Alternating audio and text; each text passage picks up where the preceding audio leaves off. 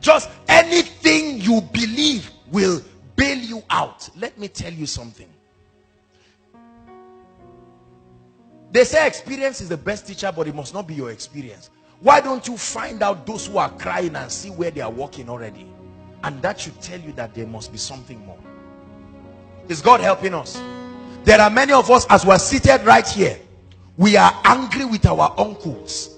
We are angry with our aunties because the last time you went, you just went and said, sir, if you can give me only 20,000, all I need is 20,000.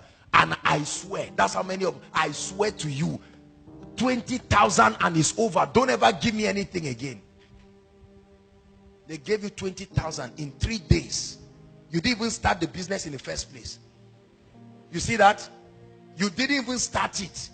Because most likely with that money you were paying somebody you were owing.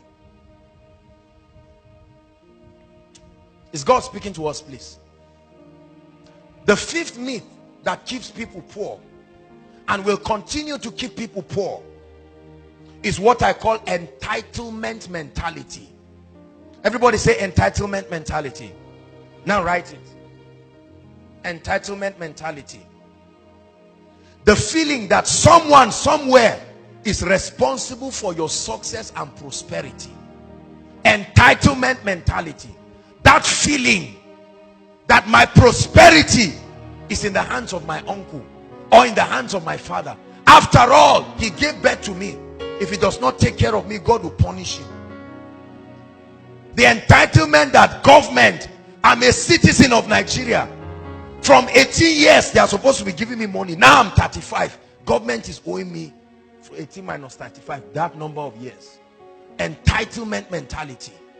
You see people carrying placards all around, loitering our streets in Nigeria, advocating a cause they will not directly benefit from because it gives them succor to pass blames.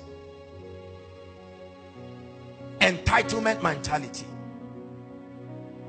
You think one of your uncles or your friend or your pastor or your family, some of us are angry with our uncles. He's the director of NMPC. What is there to just give me a job? Wicked and stupid man. You see his children, you hate them. They greet you, good afternoon uncle. Say the day you greet me, I'll wound you. You are stupid as your father. Entitlement mentality. There are many of us, don't laugh, there are many of us who hate our fathers and mothers and relatives. You look at where you are sleeping and you look at your father. And you just wish that you would do something wrong and let them arrest him. Just to ease off your pain. This mentality is one of the things that have made us to hate rich people. There is a natural inclination to resent and to hate wealthy people. Because every time you see a wealthy man, it reveals to you that something he has done is what you are looking for so desperately and passionately. And every time you see a wealthy man, that resentment. Hallelujah. Let Promise or Michael or Pastor Femi come back next week here and you see a Range Rover Sports parked outside. First and foremost, people will ask, now who get this car? They say Michael. I say, which one? Michael that I know. It's not everything you see that. It's just God that really knows what people do. Bible says envy not the wicked. You see that? Something about his success has brought pain to you. That's the reason why this cause, I said it's actually a cause. Hallelujah. It's very important. How many ladies hate others? You love them when they look like you. The day they did not look like you, say, hey, wonder shall never end. When did this lady even afford this and that? I'm sure she has pinned down one man. That's always how they do. What if I'm sure God has blessed her? What if I'm sure her thinking has been straightened out and she's getting it right now? Notice, we tie a lot of negativism to wealth. You never see a man that is blessed, especially a young person. When you see somebody who is almost dying and they tell you he's rich, you know that this guy, even if it's just discipline alone, has taken him through. But you just see somebody of an average age or a young man, you just look and say, no way, something is wrong. See a lady, you say a lady. Many guys will say that, me, a man, but this is an insult. This lady that I know, especially that you knew the person. You see that? Many of us have called our uncles occultists. We have ignored their sacrifices. You just know that the last time he left your house, he left with slippers. Now he came into your house with something and he blessed all of you. Immediately he leaves. Your mother, your father, and your uncle sit back and they say, are you sure this guy is not into drugs or armed robbery? Why do we have to associate wealth with negativism? This is why. Because of our frustration. Secretly speaking, we admire the people we resent in the open. We admire the feats that they have accomplished.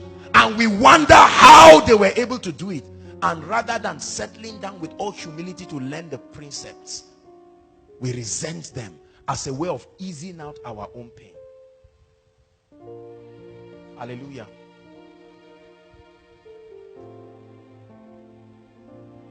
Friends, listen to me.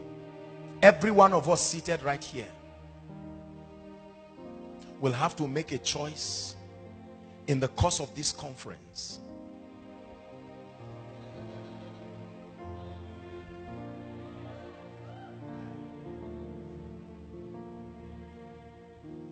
It's more than a meeting.